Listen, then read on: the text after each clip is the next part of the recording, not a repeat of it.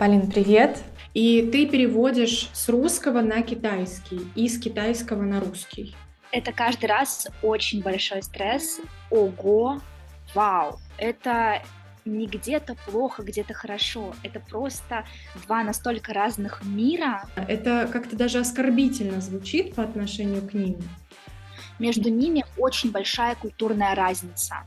Но то, что ты сейчас говоришь, это дает понять, что русский менталитет, наоборот, очень похож на западный. Искренне любят. Да. Что русские девушки, да, ищут себе богатого партнера. Я бы не выделила русский народ как народ, который пьет больше всех. Мгм.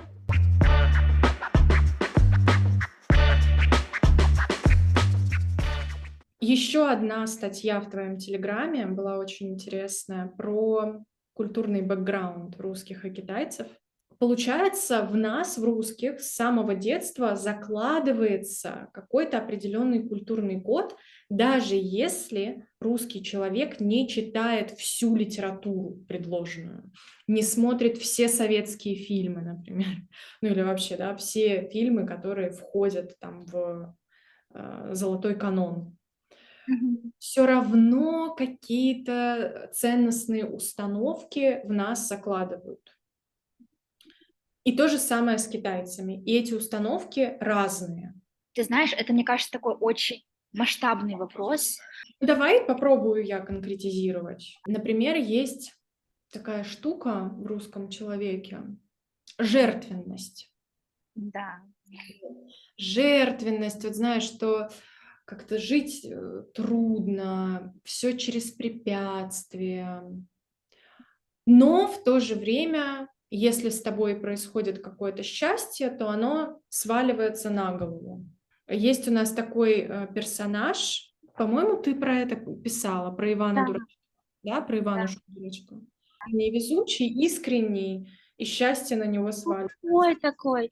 Или Емеля, который лежит на печи, или вот тоже старик, который пытается выудить эту золотую рыбку.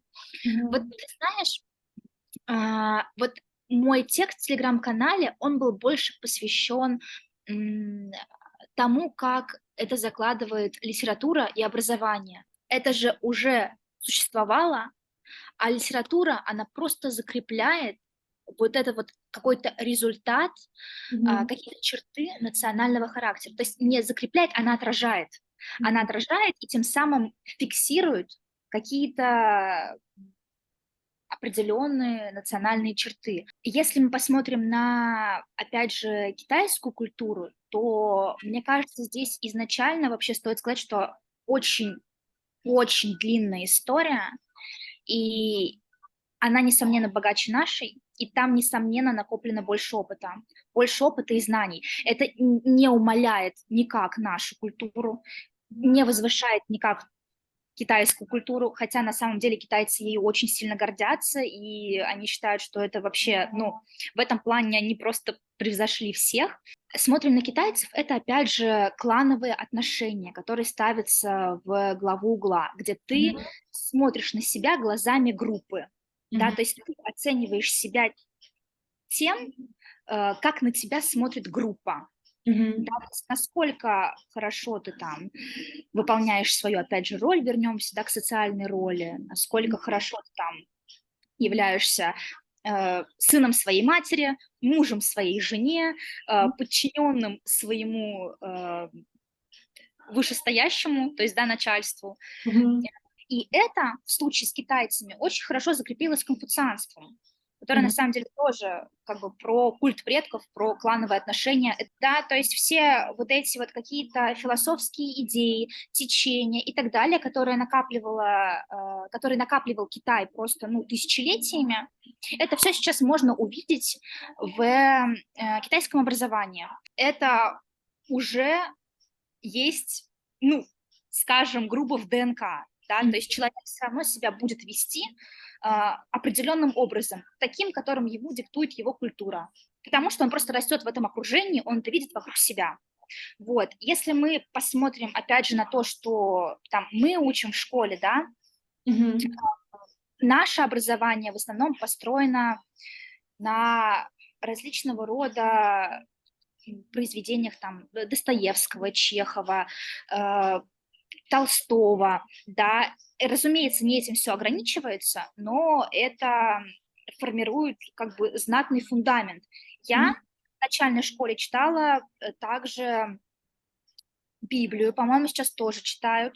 То есть это же тоже формирует наше мышление, наше восприятие мира, самодержавие, народность, все вот эти вот Православие. Вот, кстати, ты про Библию, когда начала говорить, я подумала, что правда, вокруг много православного в нас.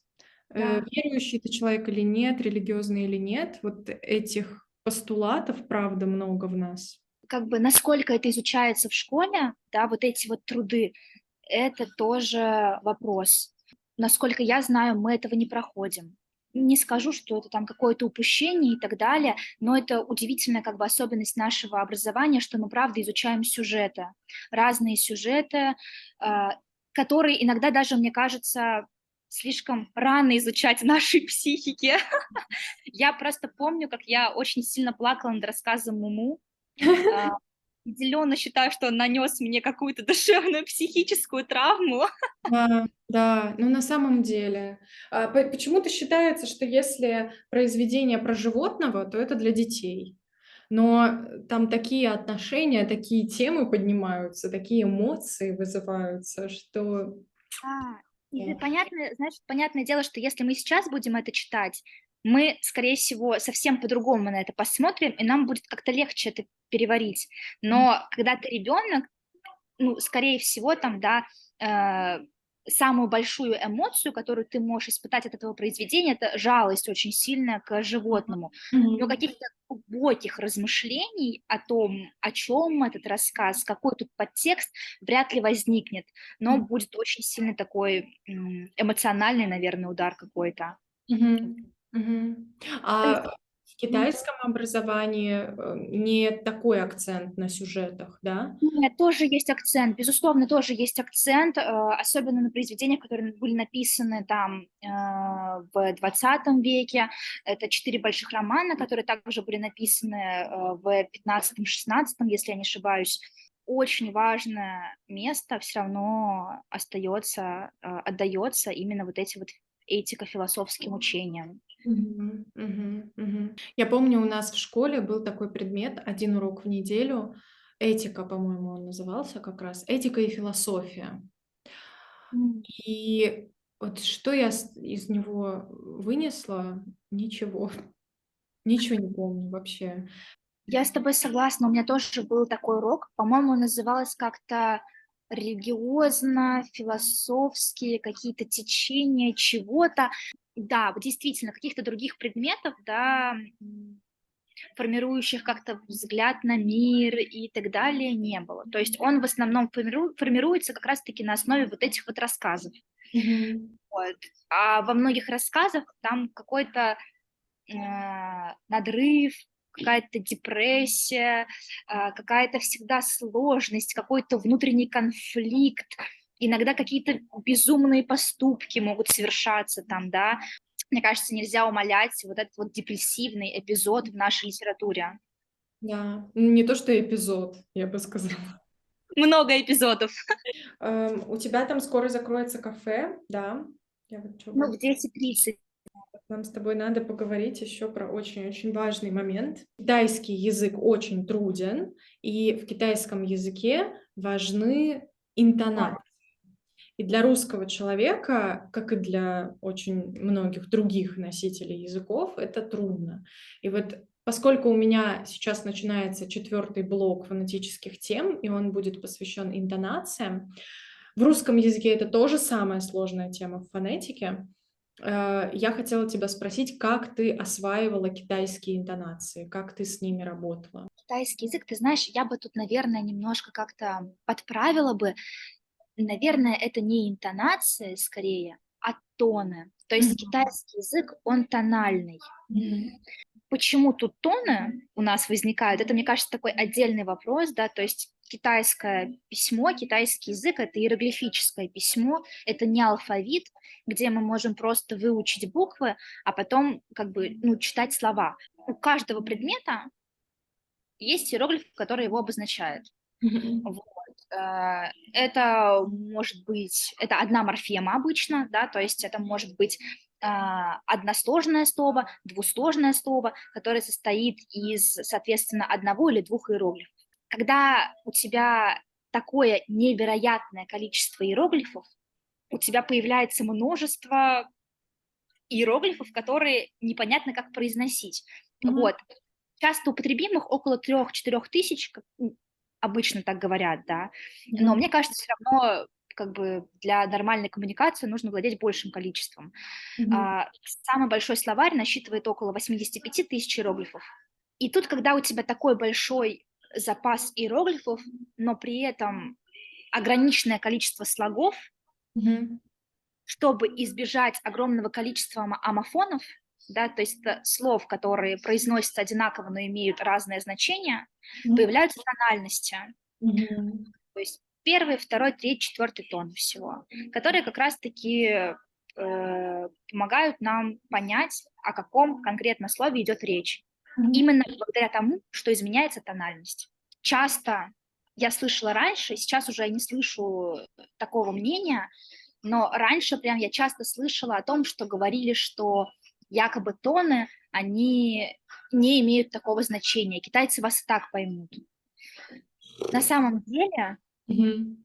да, это вообще, вот мое личное убеждение, это не так. Мгм. Это не так, и я это ощутила, когда я приехала в Китай, потому что меня вначале, правда, не понимали. Вот, Мгм. не всегда, но эти ситуации были очень частотны. Я тогда, конечно, поняла, что это база. Произношение — это прям правда база. Очень То важно. есть то, насколько ты правильно произносишь, от этого зависит то, вообще поймут тебя или нет. Мгм. Вот. И мне кажется, с этого момента как раз-таки я начала уделять этому больше внимания, нежели прописыванию иероглифов. Вот это тоже была такая поворотная точка. Если раньше я учила китайский язык, прописывая иероглифы молча, то Мгм. потом, когда я поняла, что мне-то нужно разговаривать, мне-то для чего я учу язык? Чтобы словами через рот доносить какие-то мысли, какие-то смыслы. Мгм. Тогда зачем я прописываю так много, когда мне нужно говорить? Мгм. И вот с этого момента как раз-таки я начала больше проговаривать. То есть все сейчас, все, что я могу проговорить, неважно, это повторять за сериалом или это читать книгу, я все стараюсь делать вслух, Мгм. чтобы все проходило через мой рот, чтобы мои связки привыкали, Мгм. и чтобы в дальнейшем я могла воспроизводить это Мгм. точно так же в беглой речи. Вот, Мгм. я не знаю, как в русском языке, может, ты сейчас тоже дашь, мне будет очень интересно, на самом деле, послушать про русский язык, но очень много китаистов на начальном этапе допускают эту ошибку. Очень многие просто прописывают иероглифы.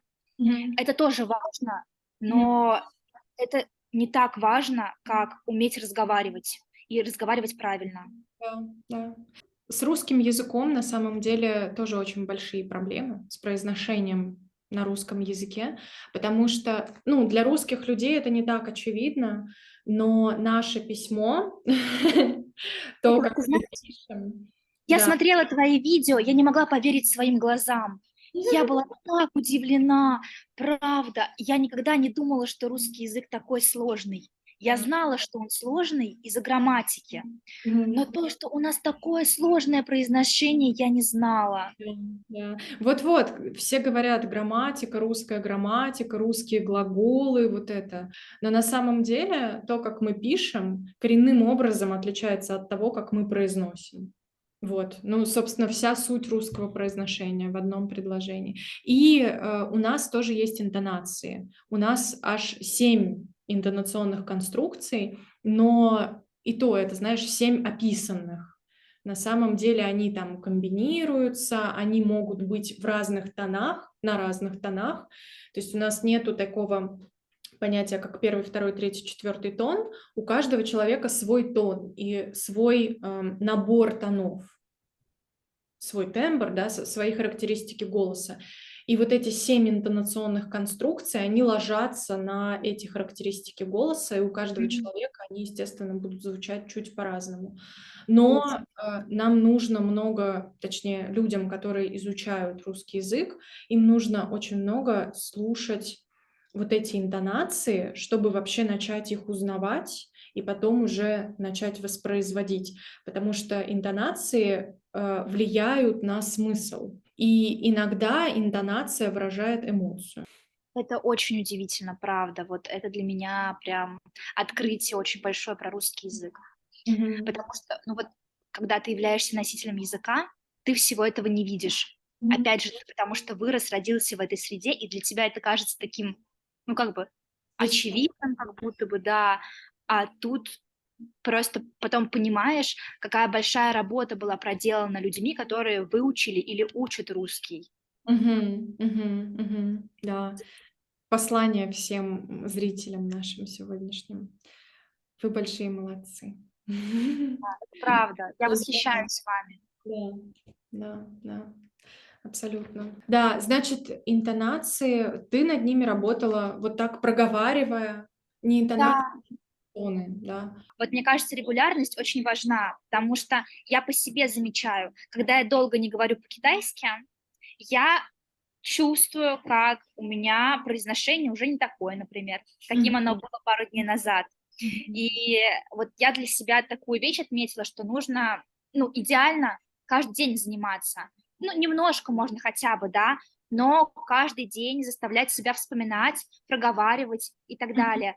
Потому что, когда я чувствую, что произношение стало хуже, чем было до этого, я прям открываю на Ютубе Мгм. а, видео какого-нибудь китайца-преподавателя, и за ним просто повторяю слоги по тонам. То есть это, там ничего сложного, это просто слоги, которые учат еще в начале изучения китайского языка, то есть это самая база. Но я понимаю, что проговорив их, я немножко раскачаю свои связки и привыкну более-менее к тональностям. Мгм. Вот. Мгм. Абсолютно, абсолютно согласна. Я всегда говорю, что фонетика — это как танцы, ну или как спорт, кому больше что нравится. Если ты пропустил занятие, пропустил тренировку, мышцы, ну не то чтобы забыли, ну нет, они не забудут совсем, Они не забыли. но какая-то ватность появилась, неуверенность, нужно освежиться, вот освежить мышцы. Да, и если занимаетесь произношением, лучше это делать каждый день, правда, это правда. Каверзный вопрос. Бывало ли у тебя такое, что во время перевода ты переводишь и понимаешь, что ты не понимаешь? Или понимаешь, что ты не можешь сказать, выразить? М, и Конечно, конечно, было. Если я, например, не могу выразить, я прям либо могу, там сказать: "Извините", и как-то подольше поразмышлять, Ага. вот, либо, если я понимаю, что я не поняла, что сказали, я Мгм. обычно переспрашиваю. В этом нет ничего такого. Да, Мгм. то есть всегда можно переспросить, попросить сказать другими словами или попросить сказать попроще. Самый крутой лайфхак — это именно переспросить открыто, Мгм. честно. Мгм. Вот. Мгм. То есть самому ничего не придумывать. Мгм. Ну, Нужно, сложно не добавить, кстати. Вот знаешь, ведь сложно удержаться. да, во-первых, сложно удержаться, да, не пошутить, например, неожиданно, вставить от себя что-нибудь. Или, как ты тоже писала, так хочется сразу сказать другому человеку, что от него хотят.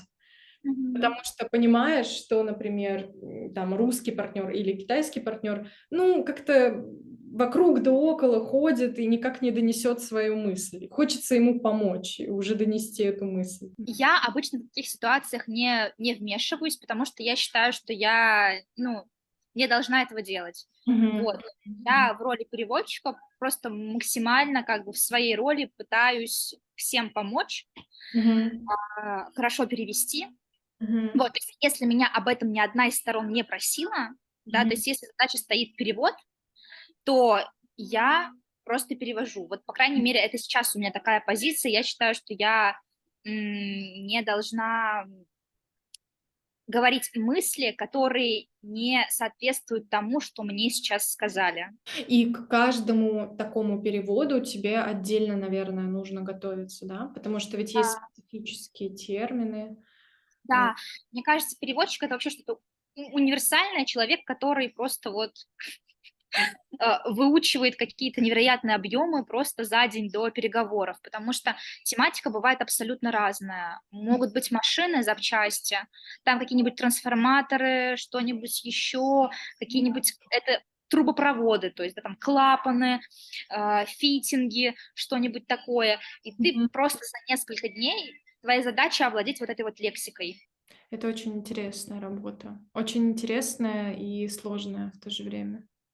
Ну вот как-то так. Тяжело уезжать из дома, от семьи, от друзей? В этом плане. Или привыкла уже? Если раньше я себя как-то привязывала к месту, то Мгм. сейчас я поняла, что в целом как бы мои чувства, мое состояние, оно больше зависит не от места, а от Мгм. того, ну, что у меня внутри, от моего именно внутреннего состояния, какого-то настроя. Мгм. Вот. Поэтому в этом плане с Москвой самой, с Россией как-то попроще. Мгм. Вот.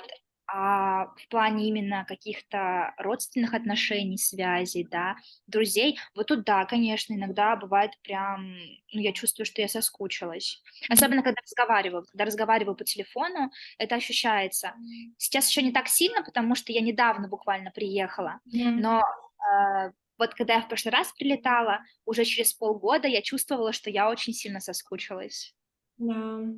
Ну, я просто тоже очень-очень сильно скучала, особенно вот, 1 год. Была в Новый год в России, была летом, но все равно как-то, да, тяжеловато. Каждый раз уезжать мне очень трудно прям. О, Хоть я и рада такому опыту, конечно, очень рада, да. и ничего не хочу менять, но, все равно тяжело. И согласна с твоей мыслью о том, что, дом там, где я. Я тоже к этому пришла сейчас, особенно после 5 переездов за 1 год, наверное. О, Да, и я очень много сменила мест, именно вот даже внутри Венгрии. И в России тоже пришлось мне переехать там. Чем дальше, тем чаще прихожу к выводу о том, что мой дом там, где я просто. да. Я тоже не сразу пришла.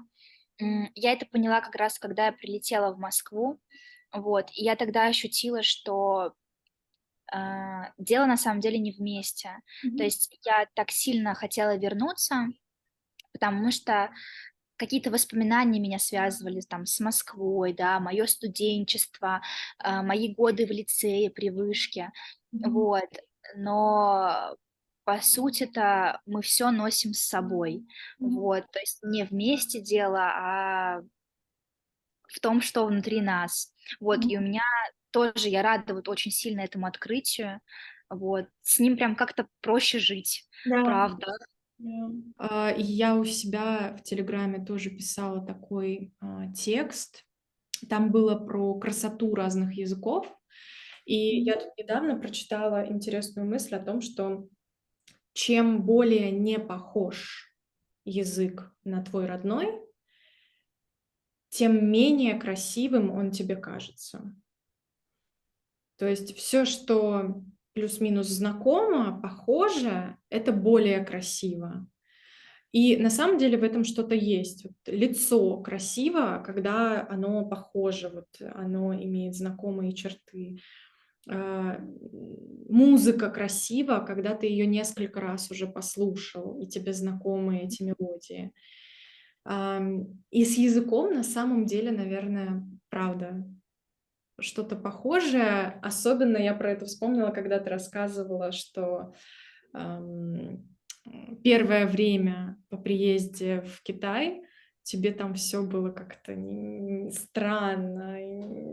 Даже нет возможности говорить, красиво или нет, просто это вне категории красоты, потому что это странно. Но чем больше ты расширяешь свое понимание о родном, ну, вот о нормальном, чем больше ты расширяешь эту зону комфорта, тем больше красивого в твоей жизни, тем больше красоты вообще ты способен увидеть в языках, в местах, в людях, в менталитетах и во всем. Ну, в общем, приятно. Приятно было с тобой беседовать и в чате, и сегодня вот так вживую особенно приятно.